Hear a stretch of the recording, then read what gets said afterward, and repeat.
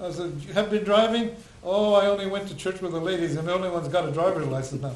I don't want you driving That's anymore. true. That's true. She was a taxi for all of them. Yeah, and the seat was all the way forward, and the mirror's crooked. I says, I know you've been driving. So No se caso, ¿verdad? her license ran out, expired, you know. She says, oh, my license is expired. He says, I don't know if they're going to give me one. Yeah. It's too So bad because I go visit her, and she comes out the kitchen door, and she's waving it in her hand. She's got it. 3 more years. Oh. Aye. But anyway, that was a good group of ladies that got together and did their thing. Not only for the church, but they got together, had lunch, yeah. Fernando, what about you and your family? My own children? Yeah. Well, I'm on my second marriage. I had Julie, Jennifer, and Victor. And then my wife now, she's got 3 kids. So we're all pretty close. We have 6 kids collectively.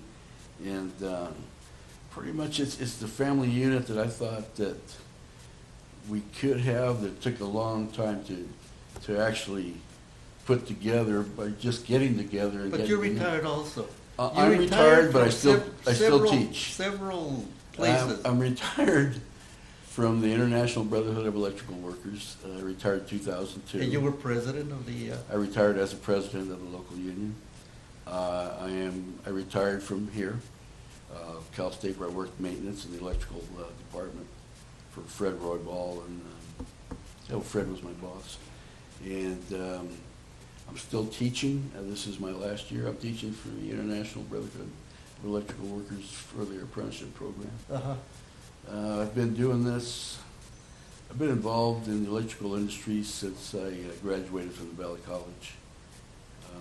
Went to work for Electrical Wholesale House, Southern California Edison, and then I went to work in construction, which is something that suited me best. I had a great job with Edison, but it wasn't what I wanted.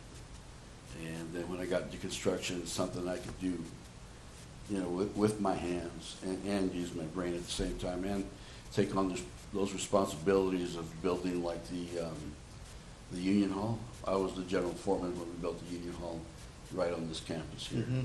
So it was a pleasure to take on those responsibilities and a pleasure to become the president, you know, eventually. How many members did you have? About 900, right? Currently it's about 1,000. And the irony of this whole thing, my son is now the president. Your son is now the president of the Brotherhood? Nepotism, yes. Huh? Es lo que es. Yeah. It was a fix. No, he worked for it. I never wanted him to do that. I wanted him to go to college because he had the brains, but he also had the mechanical aptitude that my grandfather, my dad, myself, I mean, we all got that ability, and he's really got it. So he got into the trade. He excelled at it very fast and got involved and just took a leadership role, and then he finds himself as the current president. Right now he's still a little bit overwhelmed because he's only 34 years old, so he's got to grow into it a little bit. Well, it's a good thing father is around. We talk a lot. Yes. We talk a lot. You know what he's saying about being smart. You remember Ray Avril? Yes. You know, Ray Avril, when he married Nellie had gone to college in San Bernardino. She had been to college. Ray Avril couldn't read or write when he married her. She taught him. Ray Avril remodeled... Where was Nellie from? Pardon? Sam, where was she from? San Bernardino. San Bernardino. Ray Avril was he worked at PFE, he was a very good carpenter, and he remodeled more houses for Anglos in North Colton than anybody else. He was good, but he was self-taught. It's like everybody else, self-taught. He didn't go to apprentice school. He learned it on the job trip. Yeah. He was a super carpenter. I mean, a finished carpenter. No, one thing to put up a board, but to do cabinet work and stuff is stuff that you're either born with it or you're not. You know, one thing, if I could, you know, about my dad, that when we would have those conversations, you know, he'd have a conversation with my sister that was intended for her, and conversations with the boys intended for us. But what he would tell us is that when you get in that working market, certain things you have to be looking at. Don't just get a job. Get a job that has a future, because one day you will retire.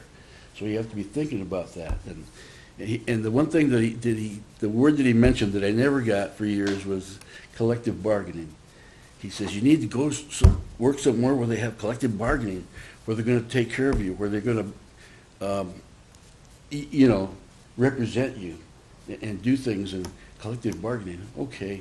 The next day I forget. And I would go from job to job as a little kid, or, right out of high school. And it wasn't until I went to work for Southern California Edison that I realized, collective bargaining. So I've been a member of the IBEW, God, I think since 1972, which is a long time. And it's now I'm that's what I tell my kids. That's why my entire family is a member of Local 477. My son-in-laws. God, we're all in this. There's a lot of us now in this trade. And I tell them all about the same story about the collective bargaining. Come on, collective bargaining. Well, same Fernando, message. you touched on something that I didn't have on my notes, but was your grandfather, did he belong to Los Trabajadores Unidos, or did he belong to He had to, the cement the plant. union? At the cement plant, yes. I believe they were organized under some collective bargaining agreement. I don't know what it was, but yes, he was a union member there. He was a union Yes. person. Yeah, Yeah. Okay. and my mom and dad both were. Okay. So, but I didn't understand the message for years about that. You know how when you're young, it goes in one ear and out the Yeah. other one. I was one of those guys. Yeah. Yeah. So, but I do get it now, and I'm preaching that message to my children and grandchildren. I even have grandchildren in this trade now, Yeah. so they're all doing well. We don't realize the hardships like my father and his grandfather went through to come, my father told me, to come to a strange country, not knowing the language, not knowing anybody, and not having anything, and making it. Yeah, another irony in the story, I mentioned that my grandfather and my Tio Steve, it's 2 generations apart, but they were both from Aguascalientes. Both came to Colton and married sisters. Mm. Mm. Yeah. Yeah. Go figure. Well, talking about your story, what else do you have over on the side? Well, this is a book that was, it's called Recollection and Reflections, Volume 3, South Colton. And it's a photographic essay. A lot of our family is in this book. There's a ton of pictures in here. The copyright date is 2001. I don't know where you can get a copy of this. Every time I take it to a family gathering, everybody wants to steal it. And I keep a close eye on it. I don't mind sharing it with the familia, because there's stuff in here they need to know. Right. I have included a lot of pictures, like, for example, that picture right there, in here just to mark where the family is located throughout the book. So there's a ton of history going, God, way back. I don't even know, I don't have the dates for some of these. Yeah. So it's a collection that was done by whom? I'm going to read you the names here.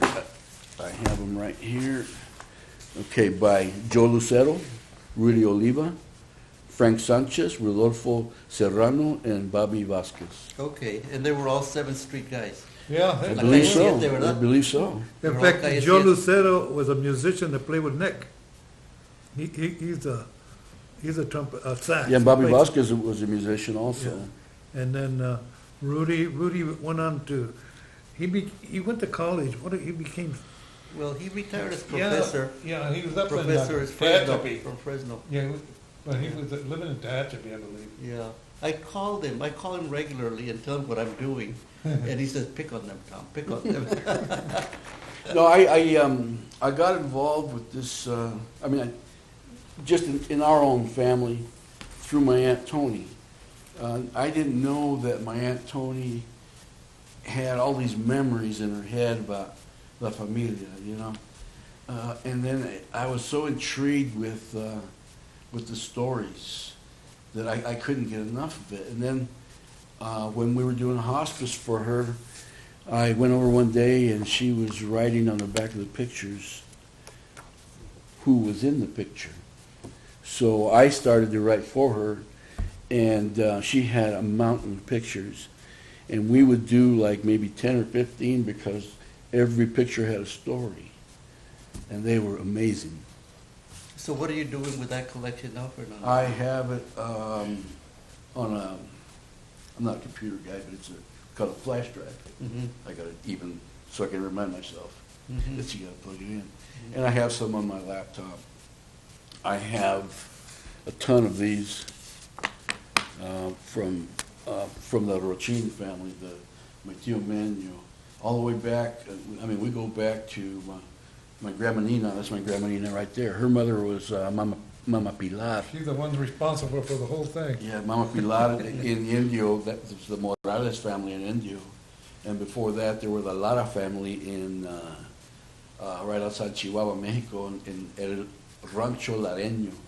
They were the Lara family back then.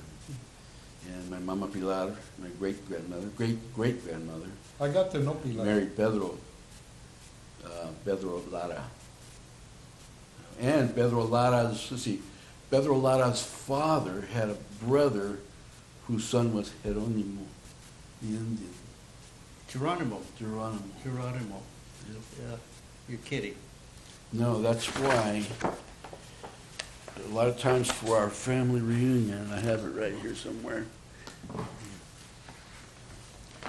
For our family reunion, I still got my shirt. we'll, I'll be yeah, damned. we'll put this as the cover letter on the invitation, okay? And everybody always asks about that, but in here I have the family tree going back to that time. So there's all these pictures. There's a ton of stuff in here. Oh, wow. Yeah.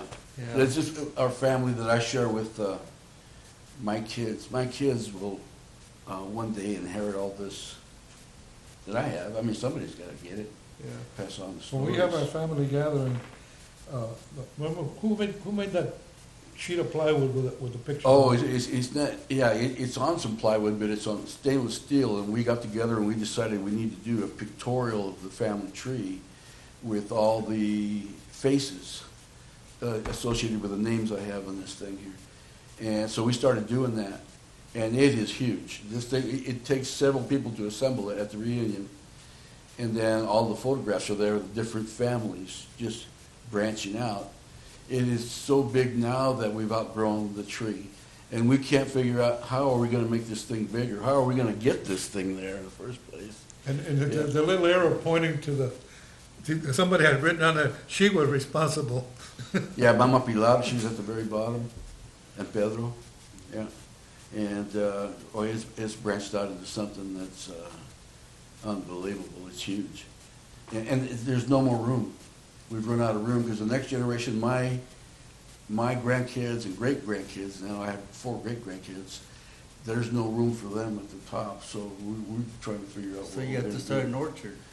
Yeah, The something. family tree going to a big orchard. Yeah, an orchard. That's a great idea. Annex to it. With several trees in it, I like that. Everybody bring their own tree. Yeah. Yeah. Fernando, you wrote a wonderful little description of the family. Can you just, maybe not read, or you can read it, but can you share the points that you put on your narrative? Well, I got together, originally this started because in Colton they wanted to do a book, which never got published, by the way, on historical locations in South Colton. So my dad told me about it. He knows I like to just dabble in writing a little bit. So he says, you know what, we got to get together and put something together about the store. So we got together with Mariana, my mom, my dad, Antonieta, and several different times in 1995, and I think Sammy was involved in some of the conversations. A lot of different people got involved, and it's like anything else. You start talking about La Esperanza Market, and the stories just get like the family tree. The stories just take off, and all of a sudden, like what I figured maybe a 2 hour sit down, the sun has already gone down, And I'm trying to organize my notes. That was the beauty of it, sitting there with the family, doing that. Well, it was about the historical landmark, and I thought, God, that La Esperanza Market, man, all the people that were involved, even the Santa Fe Railroad was part of the history because they stopped there before the underpass, the N Street underpass.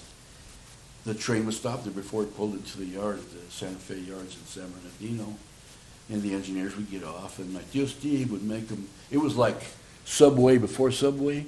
He would make them, I mean, whatever they wanted, a sandwichito, he would call it. Yeah, sandwichito. And heat the soda, and they'd sit there, and they'd have a conversation. My tío Steve knew everybody by name. Well, one of the guys, and I mentioned his name in the story, he started to like Trini Leiva. Trini Leiva worked for my tío Steve and my Aunt Marion. They eventually got married in the 1960s. You know, just kind of tie in the railroad to the store too. I mean, everybody was a part of that market. Everybody was made to feel special there. And you know, it's a landmark right in the preface here. It's a landmark only in the imaginations of all the people that had an opportunity to visit the store and experience, I call it that La Esperanza experience, because there's nothing like it. You can't go anywhere now and experience that. Nowhere. It was special. And you put it down on paper, and I'm delighted that you shared it with me, and also gave us a little summary of what your feelings were that you put on that little story that you put together. Yeah, it's a story that I've shared with all my kids. They all have a copy of this. I love to write. I write every morning, and they're the recipients. Mm-hmm. Mm-hmm. Could we borrow it and put it in our This, absolutely. Today? I think you guys have a copy already. I gave you guys a copy. This is my original one here. I don't have any more at home. I've given them all away. Right. But this one, yeah, you can make copies of this. Okay. If I can get it back. Well, you know, copies of anything, really. I don't know how long we've taken for this interview, Sammy and Fernando, but it was wonderful. I thoroughly enjoyed it. And thank you very much, both of you, Sammy and Fernando. The good thing is, I can remember things that happened a long time ago. I can't remember what I did yesterday.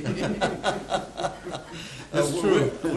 I can remember my teacher's first day of school, Mrs. Peltz. Yeah. And I can't remember yesterday. Oh, what I did yesterday. And you know, really the time is insignificant. You know, it's just a pleasure to sit here with all of you and share these stories. And thank you for asking the questions and inviting us here. I mean, this has been a pleasure for us. And I asked Sammy, I said, hey, Sam, I'm going to go to the Cal State San Bernardino. Do you know Tom Rivera, Dr. Tom Rivera? Yeah. He says, he wants to do an interview. You want to go with me? He goes, yeah, when, what time? And so here we are, and it's been good for us. Sammy and I have a special relationship. We grew up kind of like my grandfather and my tío Steve, 2 different generations, but we're pretty close now. Do you remember the Visconti family? Visconti, ¿dónde vivían? Where did they live? They lived over there off of the Cinco, off of 5th Street. La señora Visconti was very active in the church, her husband. Her son, Lawrence, was a pilot, Second World War, got killed in France. He was the first known Mexican to go to college. His sister, Virginia. From Colton? From Colton. His sister graduated from the university also. Nobody went. They're lucky they got to high school. What was the last name? Visconti. With a V. Dave Visconti was the youngest brother. Okay. He had a brother named Arturo. But I remember I had the mumps and I was homesick, and they came to visit me. This right before he went into service, and he became a pilot and got killed. And he was one of the first people from Colton, Mexican American, to go to college. Yeah. Visconti. Visconti. I have to look him up. Yeah, his name was Lorenzo. Lorenzo Visconti. Yeah. And he just, in those days, especially the women, they're lucky they got to junior high school. It was unknown for the women to Mm-hmm. It was old way of thinking. What do you need school for? You gotta get married anyway.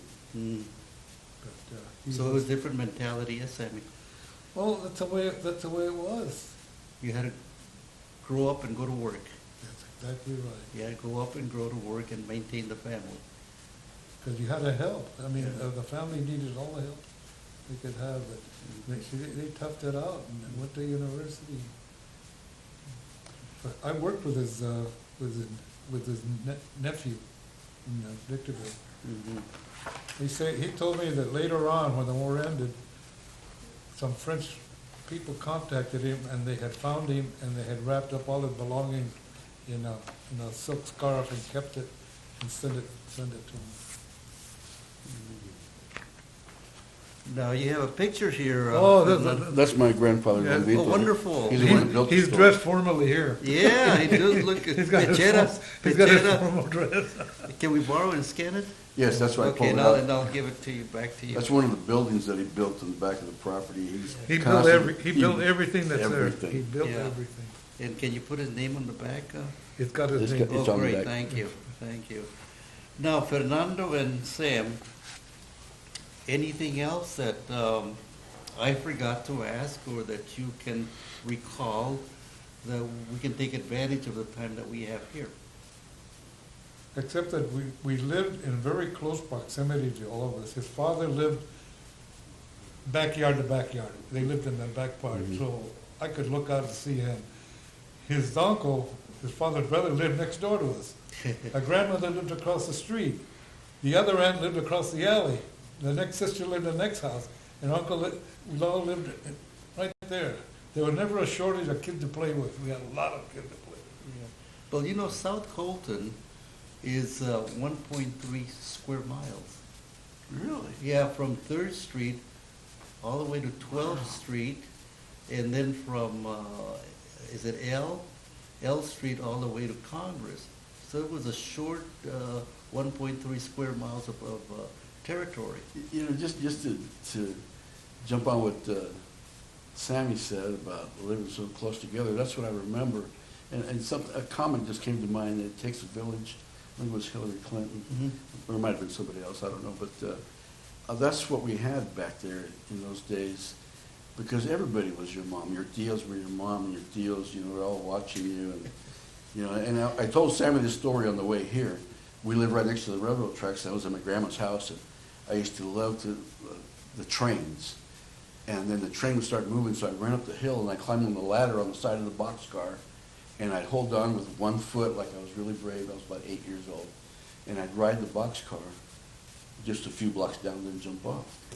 Well, one of these days I'm holding on to the ladder on the boxcar and the train's traveling, and my Aunt Marion was the first car parked right there before the underpass. So by the time I got back to my grandma's house, my dad was already there. She told on me. But I guess that's part of growing up in that neighborhood. They all watched us, You which was couldn't really go good. anywhere in Colton without stopping for a train. No matter which direction you went, there was no grade crossing. They were all flags. No matter where you went, the direction you went, there was a train going by. Yeah, those were good times. Familia was, there was an abundance of family. In front, to the left, to the right, it didn't matter. It was always family, kids playing. There was a ton of kids everywhere. Like I told him before, he said, nobody had a watch. A certain train would go by, they knew what time it was. The Santa Fe Yeah. blew the whistle, they knew what that time it was. 5 o'clock. The church rang the bell, they knew what time it was. That was it. Todo estaba conocido by, the cement company blew the whistle, it was 3 o'clock. Yeah, young kids nowadays don't have that experience or that kind of freedom that we did back in those days. I don't think, right now, if my grandson rode his bicycle to Fairmount Park like I did, the parents would go crazy. I would ride my bike to Fairmount Park and just come home. I'd be by myself, and I'd tell my brother, and oh yeah, it was no big deal, It is now. The river was a playground. We call it a river. Oh, the Santa Ana River. Yeah. That was a playground. That was a playground. You go down there. I don't know how we went down there, but we went down there and run around. Sometimes a little bit of trickle of water, but not too much. And then we used to go to the Sequia up on top of Jap Hill Yes, and go swimming in it. It Yes. was open at the time. right, That was a hangout. yeah. That was entertainment. So we made do with the river, La Sequia, La Pilita, That's right. and everything Los else. Cuninos. Los Yeah, Cuninos, Cuninos, yeah. yeah. Well, listen, again, thank you so Oh, much thank you for for having being me. with us this morning. And we, we thoroughly had a wonderful, we reminisced quite a bit about the early Colton, about family, and also some of the values that we got as we were growing up in Colton as young kids. So thank you so much. All right. Thank you. You know, I've talked to other people from like San Bernardino, they lived in the neighborhood, and basically they were in the same boat we were. They did the same thing we did on Mount Vernon. And it was no different. Different town, but they did the same thing. Yes, yes. And again, because, we were not permitted to do other things outside our little territory. That's Yeah. it. Yeah. And we didn't want to go anywhere else. And we had to make do with what we had. Yeah. Well, thank you.